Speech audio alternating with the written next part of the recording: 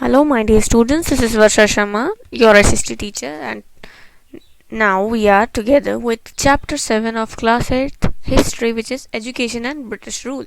अब British rule के दौरान एजुकेशन कैसे रही, कैसे आगे बढ़ी, किस तरह से वो डिफरेंट फॉर्म्स उसके आए, ये सारी चीज़ें हम इस चैप्टर में देखेंगे कि किस तरह से डेवलपमेंट हुआ, किस तरह से अलग अलग रीजन्स में लोगों ने इस चीज़ को सपोर्ट किया या नहीं किया, अलग अलग धर्मों के लोगों पे क्या इसका इफेक्ट पड़ा, ये सारी चीज़ें हम इसमें देखते हैं। तो चलिए let's begin our chapter. First of all, we all know that British had originally come to India as a trading power, but gradually they acquired political power and gained control over many territories. So initially उनका interest कहाँ पर था? Only in expanding and consolidating their position in the country and did not pay much attention to other fields. However, कुछ समय बाद British government को ऐसा लगने लगा that they had a cultural mission to, which was to educate and civilise the Indian people और natives. तो उनको बस ये लगा कुछ समय बाद कि उनका एक मिशन ये भी है, कल्चरल मिशन, जिसमें उन्हें इंडियन पीपल को सिविलाइज करना है। Education in India in the pre colonial times. अब प्री कॉलोनियल टाइम्स की बात करें तो जो Indian indigenous system of education था इंडिया में, ओरिजिनली जो इंडिया का एजुकेशन सिस्टम था वो काफ़ी डिफरेंट था ब्रिटिश एजुकेशन सिस्टम से। क्यों डिफरेंट था? जो इंडिजिनस सिस्टम था इंडिया में, उसमें बॉयज़ को ही पढ़ाया जाता था घर पे, और वो भी घर पे या फिर पाठशाला या मदरसा में। मदरसा इस्लामिक स्कूल्स ऑफ एजुकेशन होते हैं, ठीक है। तो इंडियन बॉयज़, इंडिया में बॉयज़ को पढ़ाया जाता था घर पे या पाठशाला में या मदरसा में, वेरस गर्ल्स को एजुकेशन मोस्टली नहीं प्रोवाइड की जाती थी। जो एजुकेशनल इंस्टीट्यूट्स होते थे, they were set up either by wealthy people और by local communities. In the earlier times these institutions were started by a teacher और अ गुरु और अ मौलवी। तो गुरु मौलवी ही स्टार्ट करते थे इन एजुकेशन सेंटर्स को, या फिर एक कोई टीचर स्टार्ट करते थे, ठीक है। तो टीचर को ही गुरु या मौलवी कहा जाता है, डिपेंड्स कि किस तरह का स्कूल है। पाठशाला में गुरु कहा जाता था टीचर को, वेरस इन मदरसा ही was called as maulvi. 1830s में विलियम एडम्स आए, जो कि एक स्कॉटिश मिशनरी थे, और उनको ये टास्क दिया गया to report the company, the East India Company को उनको रिपोर्ट करना था about the progress of education in the indigenous schools. हमारे इंडिया के इंडिजिनस स्कूल्स जो भी थे उसमें एजुकेशन में प्रोग्रेस क्या हुई है, इसको मॉनिटर करने का काम किसको दिया गया? विलियम एडम को। कौन से ईयर में? 1830s में। उन्होंने सारी डिस्ट्रिक्ट्स, बंगाल और बिहार की जितनी भी डिस्ट्रिक्ट्स थी उसमें टूर किया, उसको पूरा घूमा, और उन्हें पता चला कि यहाँ पर टोटल 1 लाख से ज़्यादा पाठशाला एग्जिस्ट करती हैं। लगभग 1 लाख पाठशालाएँ यहाँ पर हैं बंगाल और बिहार में। These were small institutions but accommodated a large number of students. अब ये जो पाठशाला हुआ करती थी, ये छोटे छोटे इंस्टीट्यूशंस ही हुआ करते थे, बट इसमें बच्चे बहुत सारे होते थे। इंडियन पाठशाला सिस्टम जो था वो काफ़ी फ्लेक्सिबल था, कोई फिक्स्ड फीस नहीं थी, और उनको कोई स्पेसिफिक यूनिफॉर्म पहनने की ज़रूरत नहीं थी, कोई प्रिस्क्राइब्ड बुक्स नहीं थी, कोई एज स्पेसिफिक क्लासेस नहीं थी, एक्सक्लूसिव बिल्डिंग भी नहीं थी इंडियन एजुकेशन सिस्टम में, और टीचर्स जो थे वो ब्लैक बोर्ड्स का यूज़ नहीं करते थे, और एनुअल एग्जामिनेशन भी नहीं हुआ करते थे। साथ ही साथ कोई अटेंडेंस सिस्टम भी नहीं हुआ करता था इंडियन एजुकेशन सिस्टम में। और जो क्लासेस जहाँ पर होती थी वो ओपन ग्राउंड्स होते थे, usually under a tree for some shelter, otherwise the grounds where the education took place और the classes took place were open grounds. Student did not follow any specific time table, कोई specific time table नहीं हुआ करता था। Teaching was done in vernacular language orally, तो उनकी जो local language हुआ करती थी उसी में टीचिंग की जाती थी, और ओरली टीचिंग होती थी, कोई रिटन टीचिंग नहीं हुआ करती थी। जितने भी स्टूडेंट्स होते थे वो एक साथ ग्रुप में बैठ जाते थे, और जो उनके टीचर या गुरु हुआ करते थे वो उनसे इंटरेक्ट करते थे और उन्हें पढ़ाते थे। समटाइम्स जो स्टूडेंट्स होते थे वो गुरु के हाउस पे भी चले जाते थे पढ़ाई करने के लिए। जो गुरु हुआ करते थे वो स्टूडेंट से फीस लेते थे depending on their parents income, उनके पेरेंट्स की क्या इनकम है उस बेसिस पे गुरु उनके फीस लिया करते थे। इसी वजह से जो पुअर स्टूडेंट्स होते थे उन्हें कम फीस पे करनी पड़ती थी और वो फिर भी पुअर होने के बावजूद भी वो पढ़ पाते थे। विलियम मैडम ने ये चीज़ रूरल टीचिंग का मेथड्स ऑब्जर्व किया पाठशाला का, एंड उनको पता चला कि ये काफ़ी फ्लेक्सिबल मेथड्स हैं according to the needs of local people. इससे ये फ़ायदा है कि पेजेंट्स जो होते हैं उनके बच्चे भी पढ़ने आ सकते हैं पाठशाला में और वो अपने पेरेंट्स की हेल्प भी करा सकते हैं हार्वेस्टिंग सीजन में। तो जब ऐसा होता था उन्हें ये चीज़ पता चली विलियम एडम्स को कि जब हार्वेस्टिंग सीजन होता है तो उस टाइम पे क्या होता है, पाठशाला यूजुअली क्लोज्ड रहती है क्योंकि जो पेजेंट्स के बच्चे होते थे वो हार्वेस्टिंग सीजन में अपने पेरेंट्स की हेल्प कराते थे खेतों में। दैट इज़ वाई उस टाइम स्टूडेंट्स नहीं आया करते थे, तो स्कूल्स क्लोज्ड रहते थे। Education in India under the British rule. अब ब्रिटिश रूल के अंडर एजुकेशन में कैसे चेंजेस आए, तो इंग्लिश एजुकेशन इंट्रोड्यूस हुई इंडिया में 18th सेंचुरी में by charity schools in Madras, Calcutta and Bombay. Madras, Calcutta और बॉम्बे में 18th सेंचुरी में चैरिटी स्कूल्स खोले गए और उसी के साथ इंग्लिश एजुकेशन इंट्रोड्यूस हुई इंडिया में। जो कंपनी थी, ईस्ट इंडिया कंपनी थी, वो इनडायरेक्टली इन्हीं स्कूल्स को सपोर्ट करती थी। It did not take any responsibility for education till the 19th century. तो ईस्ट इंडिया कंपनी इन्हीं स्कूल्स को सपोर्ट करती थी, बट उन्होंने एजुकेशन संभालने की जिम्मेदारी नहीं ली थी 19th सेंचुरी तक। 1813 में एक एक्ट पास किया गया which was charter act. Charter act के तहत फंड्स एलोकेट किए गए to encourage education in India. Europe से चार्टर एक्ट इनिशिएट हुआ 1813 में। चार्टर एक्ट के तहत इंडिया को एजुकेट करने के लिए फंड्स भेजे गए। However the nature of medium of instruction was not specified. अब जो मीडियम ऑफ इंस्ट्रक्शन है, किस मीडियम में समझाया जाएगा, पढ़ाया जाएगा, ये स्पेसिफाइड नहीं था, बताया हुआ नहीं था। और इसी वजह से कॉन्फ्लिक्ट्स हुए लोगों में, ऑफिशियल ईस्ट इंडिया कंपनी में और बाकी लोगों में।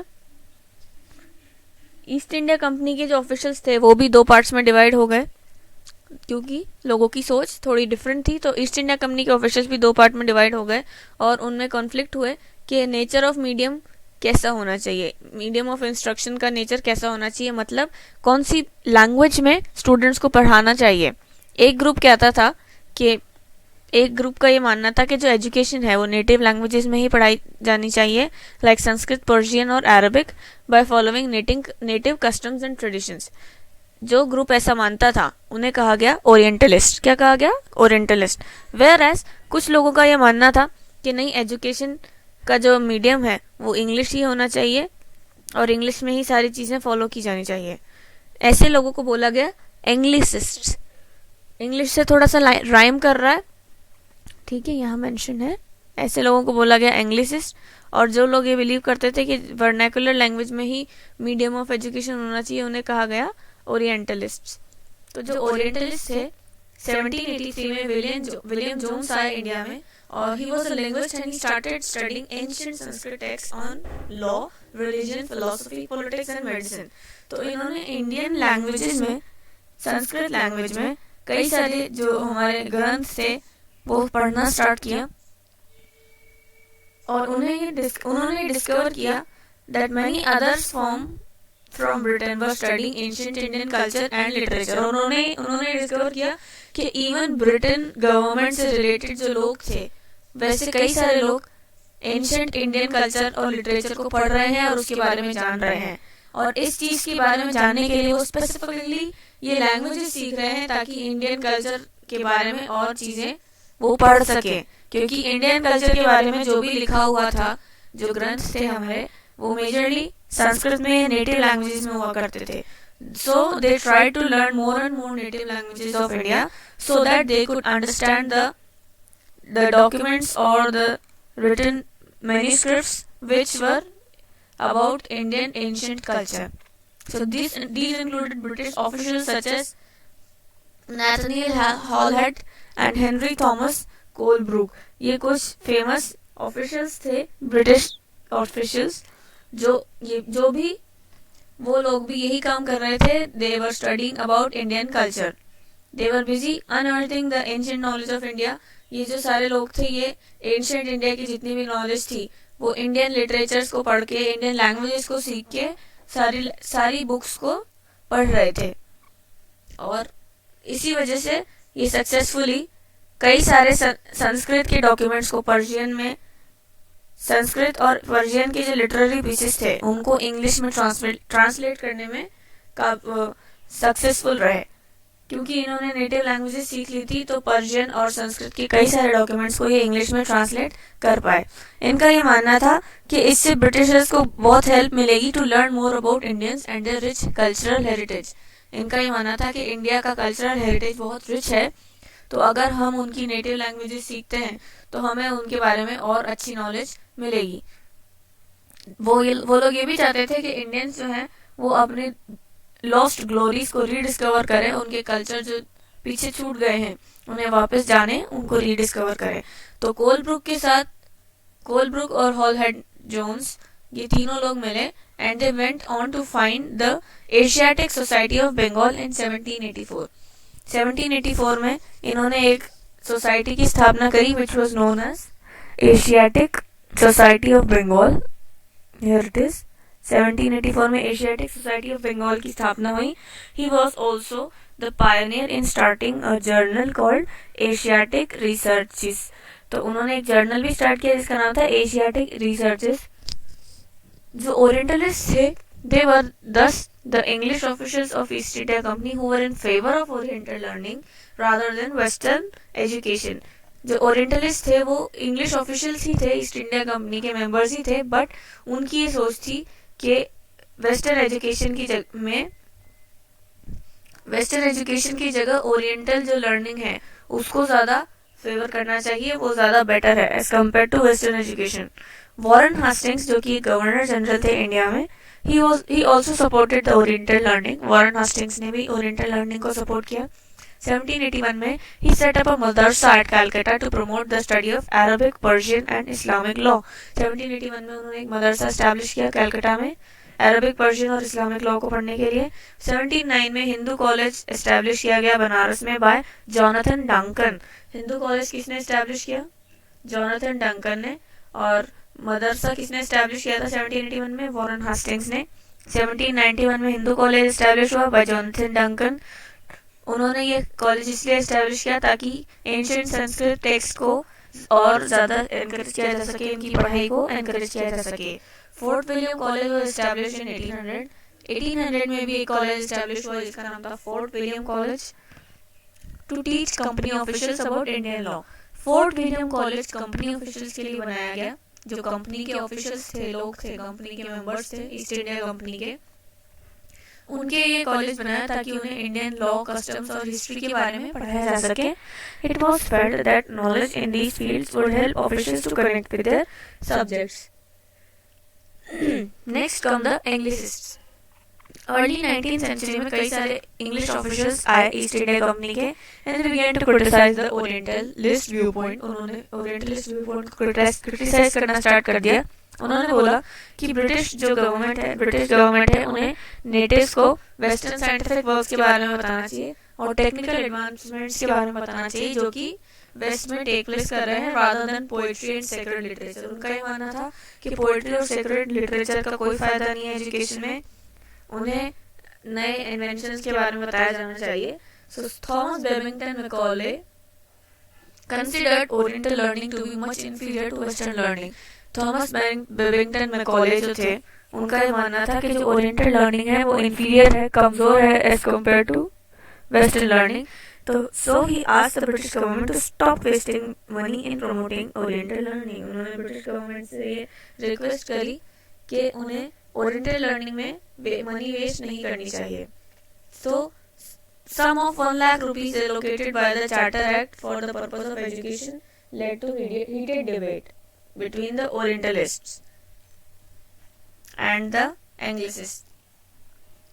तो जो 1 लाख रुपीस दिए गए थे चार्टर एक्ट के तहत 1813 में 1 लाख रुपीस जो इंडिया में प्रोवाइड किए गए थे एजुकेशन के लिए, उसके ऊपर काफी ज्यादा डिबेट हुई। ओरिएंटलिस्ट और एंग्लिसिस्ट में डिबेट हुई क्योंकि ओरिएंटलिस्ट चाहते थे कि लोकल लैंग्वेज में पढ़ाया जाए, वेरस एंग्लिसिस्ट चाहते थे कि वेस्टर्न कल्चर को ज्यादा प्रमोट किया जाए और उसी लर्निंग सिस्टम को भी फॉलो किया जाए। ये डिबेट फाइनली रिजॉल्व हुई 1835 में when governor general William Bentinck passed the English education act. जब 1835 में विलियम बेंटिंक ने इंग्लिश एजुकेशन एक्ट पास किया तो ये डिबेट खत्म हुई। उसमें ये कहा गया कि जो इंग्लिश का बिलीफ है उसको सपोर्ट किया जाएगा एंड ब्रिटिश गवर्नमेंट उस चीज में ब्रिटिश गवर्नमेंट को विक्ट्री मिली। इंग्लिश के बिलीफ को सपोर्ट किया गया और वेस्टर्न एजुकेशन को प्रमोट करना यहीं से स्टार्ट हो गया। इस एक्ट के तहत जो फंड्स एलोकेट किए गए थे वो एलिमेंट्री एजुकेशन में यूज नहीं किए जाएंगे और इसको यूज किया जाएगा for promoting the setting up of institutions for higher learning. It was announced in 1844 that people who had studied in English medium educational institutions would get government jobs. 1844 में ये अनाउंस किया गया कि जिन लोगों ने इंग्लिश मीडियम इंस्टीट्यूशंस में पढ़ाई की है उन्हें ही गवर्नमेंट जॉब्स मिलेंगी। This made many people go and seek admissions in these English medium institutions. अब ऐसा अनाउंसमेंट करने से क्या हुआ, जिन्होंने इंग्लिश मीडियम इंस्टीट्यूशन में पढ़ाई नहीं की थी उन्होंने अब इंग्लिश मीडियम इंस्टीट्यूशंस में पढ़ाई करना स्टार्ट कर दिया ताकि उन्हें गवर्नमेंट जॉब्स मिले। और जो नए लोग पढ़ना स्टार्ट कर रहे थे उन्होंने भी इंग्लिश मीडियम एजुकेशन सिस्टम को प्रेफर किया क्योंकि ऐसा रूल हो गया था कि जिसने इंग्लिश मीडियम में पढ़ाई की है उससे ही गवर्नमेंट जॉब मिलेगा। तो अब आता है हमारा इस चैप्टर का एक important topic which is Wood's dispatch. 1854 में court of directors of East India Company in London sent an educational dispatch to the Governor General of India. India के गवर्नर जनरल के पास एक एजुकेशनल डिस्पैच आया 1854 में। उसको बोला गया Wood's dispatch after Charles Woods. Charles Wood के नाम पर इसको नाम दिया गया वुड्स डिस्पैच। चार्ल्स वुड उस टाइम प्रेसिडेंट थे of the board of control of the company. It outlined an educational policy. Wood's dispatch में एक एजुकेशनल पॉलिसी मेंशन थी जिसको फॉलो किया जाना था इंडिया में ताकि एजुकेशनल इंस्टीट्यूट्स जो बनाए जा रहे हैं वो उसी की बेसिस पे बनाए जा सके। तो उसमें पूरी गाइडलाइंस दी हुई थी। It emphasised on practical benefits that western education would bring and as opposed to oriental learning. उसमें ये मेंशन था और इस चीज पे बहुत ज्यादा जोर दिया हुआ था कि प्रैक्टिकल जो एजुकेशन वेस्टर्न एजुकेशन सिस्टम है उसके क्या क्या प्रैक्टिकल बेनिफिट्स हैं as compare to oriental learning. Wood's dispatch के according introducing Indians to European way of life would help them appreciate the goods produced in Europe. अब woods dispatch में एक ही चीज मेंशन थी कि अगर इंडियंस को वेस्टर्न कल्चर या फिर इंडियंस को यूरोपियन वे के अकॉर्डिंग अगर पढ़ाया जाएगा तो इससे ये होगा कि उनको समझ आएगा कि यूरोप में बने हुए गुड्स की क्या कीमत है, क्या वैल्यू है और वो यूरोप के बने हुए गुड्स को खरीदेंगे, उसकी डिमांड इंडिया में बढ़ जाएगी। तो इसी वजह से जो यूरोपियन गुड्स है उसकी सेल इंडिया में बहुत ज्यादा इंक्रीज हो जाएगी। It said that European learning would ensure a supply of civil servants to the company who would be relied upon and trusted. उसमें ये मेंशन था कि जो यूरोपियन लर्निंग है उससे सिविल सर्वेंट्स की सप्लाई की जाएगी ईस्ट इंडिया कंपनी में जिन पे भरोसा किया जा सकता है और ट्रस्ट किया जा सकता है। जो वुड्स डिस्पैच के इनिशिएटर्स थे they also wished to encourage promotion of western culture in India through this. Wood's dispatch के इनिशिएटर जिन्होंने इनिशिएट किया वुड्स डिस्पैच को वो भी ये चाहते थे कि इंडिया में वेस्टर्न कल्चर ही आगे बढ़े। तो वुड्स डिस्पैच के कुछ मेन फीचर्स दिए हुए हैं। Let's study the main features. The provinces would now have educational department set up in them. अब जितनी भी प्रोविंसेस थी उनमें एजुकेशनल डिपार्टमेंट्स बना दिए गए। Each of the presidency towns, namely Bombay, Madras, Calcutta, would have a university set up in it. सभी princely towns में एक यूनिवर्सिटी बना दी गई उनकी खुद की। Government grants would also be granted to the private schools and colleges. Private schools और colleges को भी government grants provide की जाने लगी। Indian educational service would be introduced, which was new service to aid in recruiting qualified teachers for government educational institutions all over India. तो Indian educational service को introduce किया गया जिसका ये काम था कि उनको क्वालिफाइड टीचर्स प्रोवाइड करने हैं all over the institutions in India. Every district would have at least one government school for children. हर डिस्ट्रिक्ट में एटलीस्ट एक गवर्नमेंट स्कूल था बच्चों के लिए। Each English would be medium of teaching and local languages would be taught to the students at both school and college level.